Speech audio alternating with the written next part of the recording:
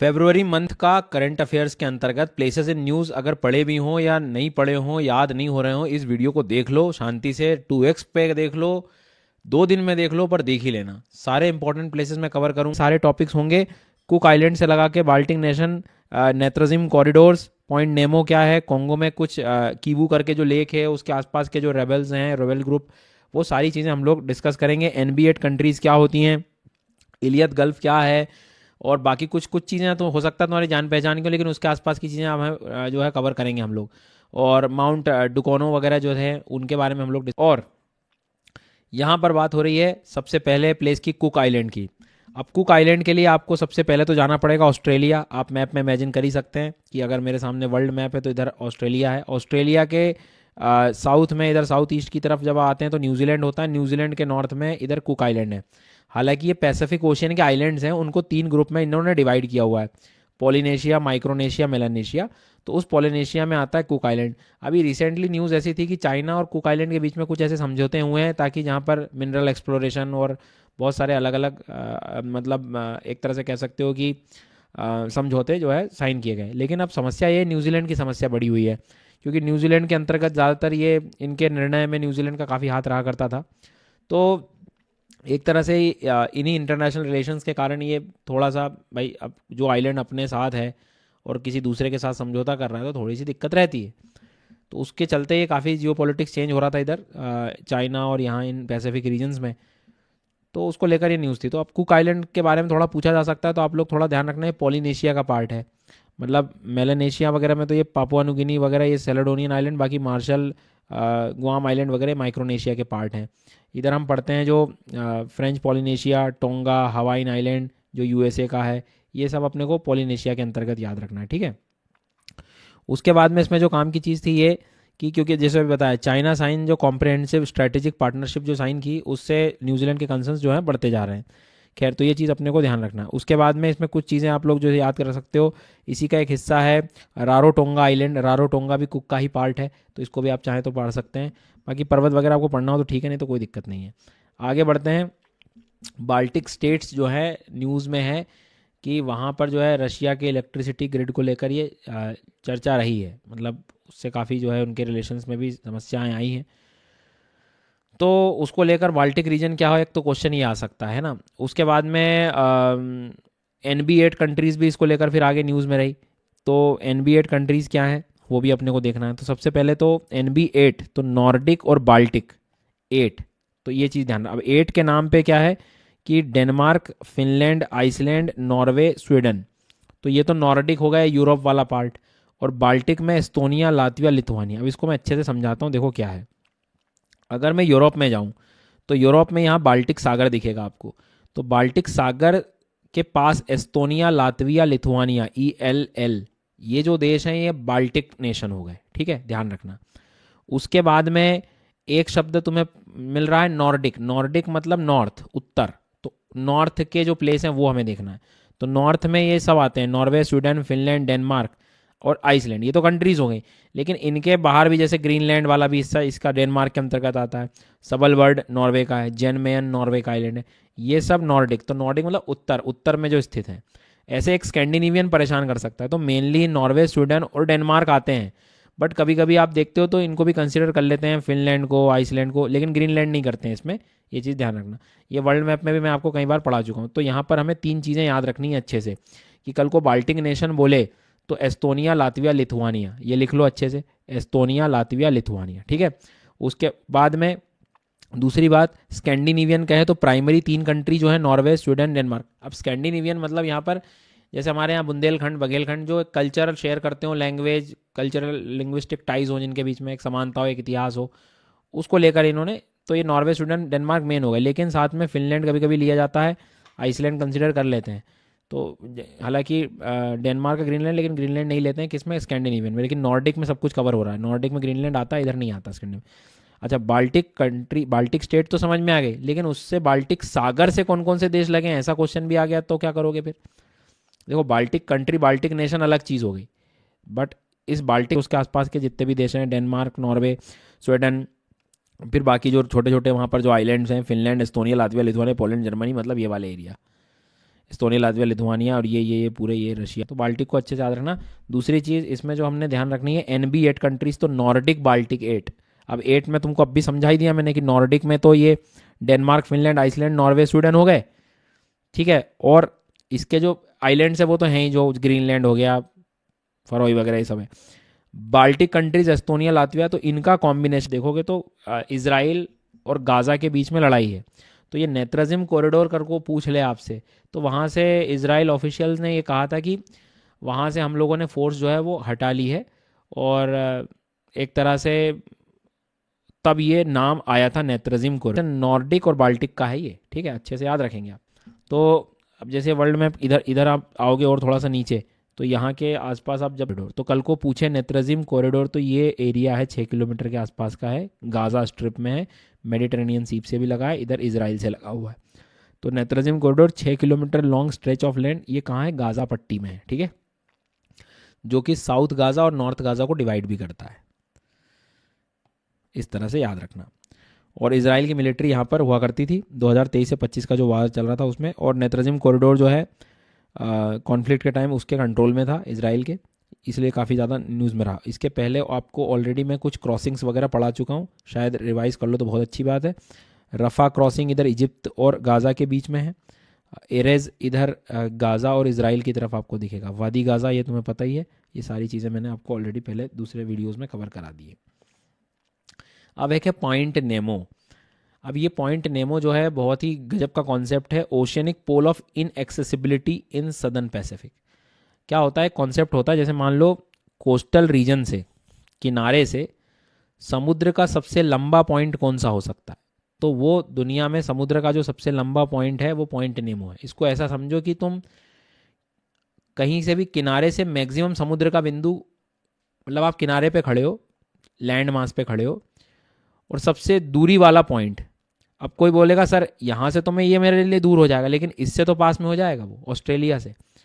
तो हमें ये देखना है कि आसपास के सारे रीजन से जो सबसे दूर हो, ज़मीन से सबसे दूरी वाला बिंदु जो है, अब वो सब जगह की ज़मीन कंसिडर की जा सकती है उसमें।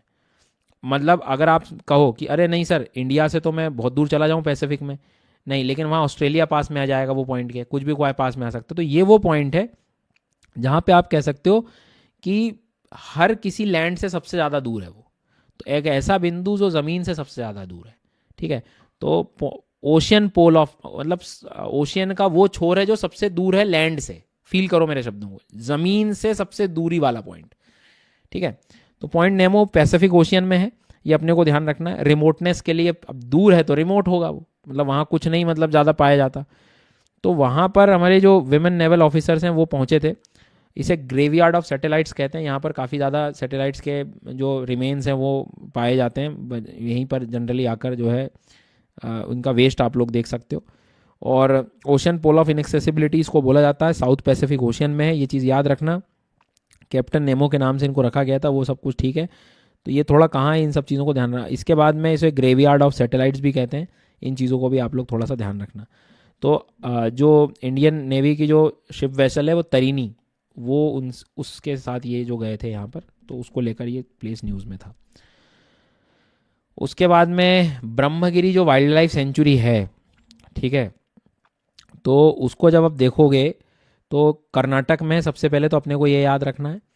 और ब्रह्मगिरी पीक आसपास का क्षेत्र है, कावेरी का रीजन है, और लक्ष्मण तीर्थ नदी वहाँ से शुरू होती है, ये चीज़ हम लोग को ऑलरेडी पता है।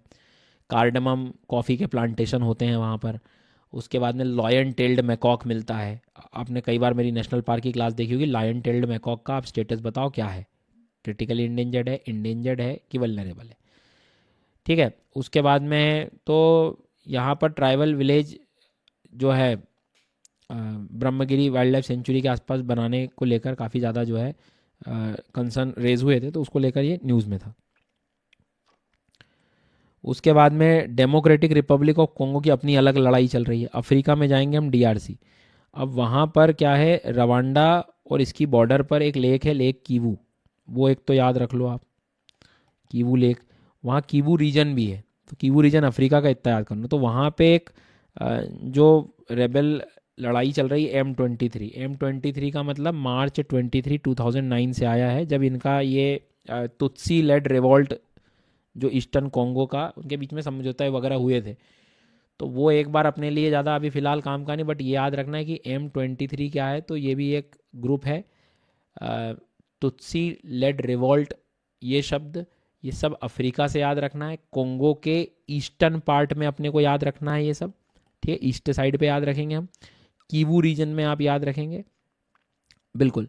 तो अब ये कहाँ से क्या है, तो कीवू हो गया, कीवू के साथ पड़ोस में रवांडा है, तो रवांडा में भी इसका इन्फ्लुएंस, तो रवांडन जो आप कह सकते हो backed M23 rebels in the DRC of Congo are seeking to advance south towards Bukavu region in the capital of South Kivu province. इनके बीच में यही कॉन्फ्लिक्ट चल रहे हैं, तो एटलीस्ट इनको तुम इसराइल, पैलेस्टीन, गाज़ा से मत जोड़ देना एग्जाम में, थोड़ा कॉन्गो और ये इन रीजन से याद रखना कि मतलब ये रवांडा के क्षेत्र और कीवू वाले बेल्ट के बीच में जो है वहाँ पर कोई देखने को मिल रहा है। तो the rebels enter the Goma, the capital of North Kivu province, 27 जनवरी के आसपास की बात है ये, and seize the control of cities airport by January 28 and facing pockets of resistance in the strategic areas. तो उस कीवू वगैरह के रीजन में उस पेटिए की तरह, मतलब एक तरह से आप कह सकते हो कि पहुंच गए और वहाँ पर काफ़ी ज़्यादा हंगामा हुआ। तो यहाँ पर जो है अपने को गोमा शहर भी आप याद रख सकते हो, जो डेमोक्रेटिक रिपब्लिक ऑफ कॉन्गो का ही है, ईस्टर्न साइड पे। उसके बाद में रवांडा से संबंधित इनका है ये M23 रेबल, ये भी थोड़ा सा आप लोगों को याद रखना है। और तुत्सी लेड रेपोल्ट जो बात हो रही थी ईस्टर्न कॉन्गो में, उसी क्षेत्र की बात हो रही है, मार्च 23 M23 से, ये सब याद रखना। अब एक डेरियन गैप, अक्सर अभी ये काफ़ी जो डंकी रूट्स होते हैं, इलीगल इमिग्रेंट्स होते हैं, एक स्थान से दूसरे स्थान बॉर्डर क्रॉस करके चले जाते हैं, उसको लेकर ये काफ़ी ज़्यादा शब्द न्यूज़ में था। तो ऐसे ही एक डेरियन गैप भी एक डंकी रूट का है जो USA में जाने के लिए, तो आपने देखा होगा नॉर्थ अमेरिका और साउथ अमेरिका के बीच में जो पनामा कैनाल है उसी के पास है ये डेरियन गैप। तो कल को बोले डेरियन गैप किसके बीच में है, तो कोलंबिया और पनामा के बीच में स्थित है, ये अपने को ध्यान रखना है, ठीक है। मतलब इधर पैसिफिक ओशियन, मतलब इधर पैसिफिक और इधर अटलांटिक ओशियन लगा हुआ है। Basically America continent, central American region वगैरह जो है उनके बीच में यहाँ पर आपको कनेक्ट होते हुए दिखेगा, पनामा और कोलंबिया के बीच में डेरियन गैप यहाँ है, ठीक है। उसके बाद में आगे बढ़ेंगे अपन। नेक्स्ट कोरल रीफ्स को लेकर चर्चा में था गल्फ ऑफ इलेथ और या गल्फ ऑफ अकाबा। इसके लिए तुम्हें जाना पड़ेगा सबसे पहले तो रेड सी के पास। रेड सी के पास अपने को पता है कि ये सिनाई पेनिनसुला है, सिनाई पेनिनसुला का एक साइड का जो पानी का एरिया है वो अकाबा, अकाबा नाम जॉर्डन से आया है। और जो दूसरा वर्ड दिखाई दे रहा है आपको जो इलेथ, ये जो है वो इसराइल का है, तो वो अपना गल्फ कह रहे हैं, अकाबा अपना कह रहे हैं, तो दोनों एक ही बात है, रेड सी के साथ कनेक्टेड हैं, ये ध्यान रखना। कोरल सी के काफ़ी एस्पेक्ट्स यहाँ पर समझ आते हैं हमें, पहले पाए जाते थे और ये सारी चीज़ें, बट इतना तो कम से कम याद रखना है कि कहाँ की बात हो रही है। पराम्बिकुलम टाइगर रिजर्व में 15 कुछ स्पीशीज़ मिली है, मैं आपको रिकमेंड करूँगा आराम से PDF में पढ़ लेना। बस इतना ये कि बर्ड्स ये वर्ड्स होते हैं, स्परफाउल, हॉर्नबिल, शोला किली, फ्लाई कैचर, पिरनिया, ये पक्षी मतलब कभी आइडेंटिफिकेशन के लिए आ सकता है। जी हाँ, बटरफ्लाई में Bush brown, silver line, hedge blue और डार्ट, ये अपने बटरफ्लाई में रखेंगे हम लोग। तो कहने का मतलब जो है आपसे वो इस तरह के सवाल पूछा जा सकता है कि इनमें से जो है वो बर्ड कौन सा है और इनमें से जो है बटरफ्लाई कौन सी है। दूसरी बात जो बेसिक चीज़ है आपसे वो पूछ सकता है कि भाई पराम्बिकुलम रीजन जो है कहाँ पर है, ये सब कुछ जो है अपने को ध्यान रखना है। पराम्बिकुलम तो केरला में अपने को पता ही है। ये इसके बाद में जो ओडोनाटा स्पीसीज़ होती हैं, ठीक है, ये ODONATA, ये क्या होती हैं, जो हमारे इंसेक्ट्स होते हैं, स्पेशली जो फ्लाइंग इंसेक्ट्स होते हैं, है ना, ड्रैगन फ्लाई वगैरह देखा होगा आपने, तो उड़ने वाले जो कीट हैं उनके लिए हम लोग ये वर्ड यूज़ करते हैं। सो ये भी कुछ इसमें देखने को मिलेगी, तो अपने को ये चीज़ याद रखना है। डार्नर शब्द जो है सब मोन्टाना, वेस्टेलिस, ये सब ओडोनाटा वाली जो स्पीशीज़ है उससे संबंधित है। मेरे को पता है दिब्रू साइखोवा नेशनल पार्क के लिए हमें कहाँ जाना पड़ेगा, तो दिब्रू साइखोवा के लिए आपको जाना पड़ेगा भैया यहाँ पर, कहाँ पर, असम में चले गए आप।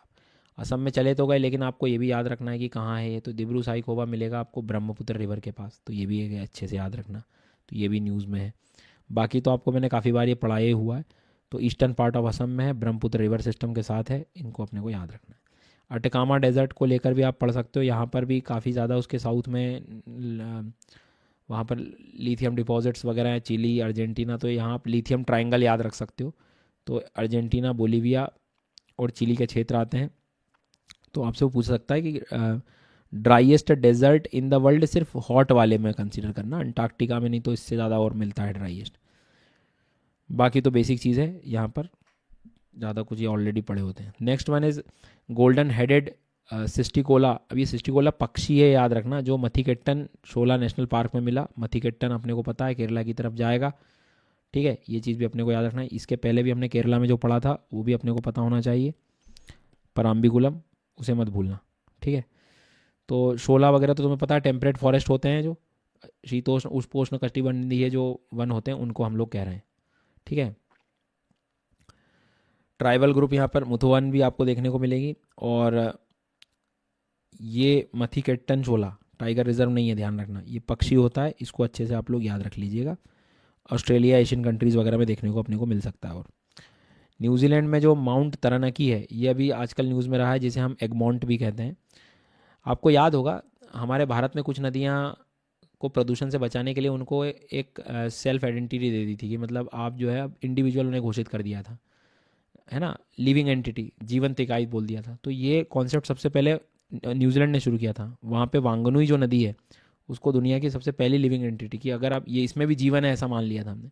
तो ऐसे ही वहाँ पर उन्होंने उर्वेरा नेशनल पार्क को भी रखा है, और अब ये स्टेटस तारानाकी को भी दिया हुआ है कि उनके भी अपने ह्यूमन राइट्स हैं, उसको एक जीवंत इकाई दे दी गई है। तो माउंट तारानाकी पूछा जा सकता है कि न्यूजीलैंड में एक जीवंत इकाई के लिए, ठीक है।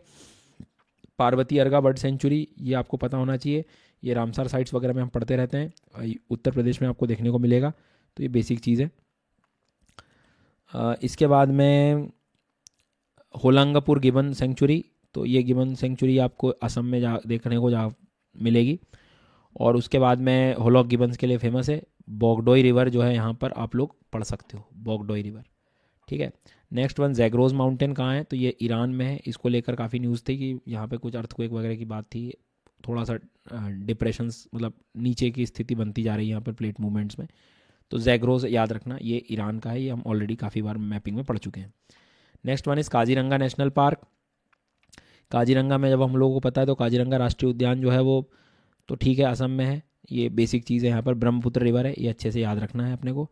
उसके बाद में टोंकिन गल्फ, टोंकिन गल्फ जो है वो वियतनाम के पास है, पार्ट ऑफ पैसिफिक ओशियन, अपने को याद रखना है। इधर चाइना भी नज़दीक में ही देखने को मिलेगा आपको, ठीक है। इट इज़ रिवर्ड एज बेबू गल्फ भी कहते हैं, बागबो गल्फ भी बोला जाता है इसे। ये हम मैपिंग में कवर कर रहे होते हैं, इसलिए मैं मैपिंग कहता हूँ कि एक बार कर लो तो टेंशन ही फ्री हो जाता है व्यक्ति। माउंट डुकोनो, ये इरप्ट हुआ था इंडोनेशिया में वार्निंग के साथ, तो ये वार्निंग दी गई थी इसको लेके कि ये इरप्ट होगा तो काफ़ी ज़्यादा नुकसान हो सकता है। तो डुकोनो जो है ये वॉल्केनिक फीचर है इंडोनेशिया का बेसिक। लेक कीवू, अभी जो मैं बता रहा था कि राइजिंग टेंशन जहाँ बढ़ रही है वो M3 रेबल्स वाले, तो ये लेक कीवू पूछ सकता है किसके बीच में है, तो रिफ्ट वैली का हिस्सा है, अफ्रीका की जो भ्रंश घाटी बन रही है उसका हिस्सा है, और डेमोक्रेटिक रिपब्लिक ऑफ कोंगो और रवांडा से लगा हुआ है, रवांडा से लगा हुआ है, इधर रवांडा है और इधर ये, ठीक है। तो रामसार साइट्स में जो है एक तो ये तीर्थंगल और सक्कराकोट्टई तमिलनाडु में ऐड हुए हैं, और उधवा लेक जो हुआ है वो अपने को झारखंड में याद रखना है, झारखंड पहली साइट में ले लो आप, और याद रखना ये चीज़, है ना। और इधर आप लोग देखोगे तो खेचियो पलरी जो है वाइल्ड लाइफ सेंचुरी, ये भी अपने को देखने को मिलेगा। तो ये सिक्किम में जो है आप लोग इसे देख सकते हैं, ठीक है। तो ये काम का है अपने लिए। नेक्स्ट वन कुछ और ऐसे छोटे छोटे प्लेस थे न्यूज़पेपर से जो मैंने जो है आप लोग देख सकते हो। सिमलीपाल, तो पता ही है सिमलीपाल अपने को कहाँ जाना पड़ेगा सिमलीपाल के लिए, तो सिमलीपाल के लिए भैया उड़ीसा जाएंगे हम।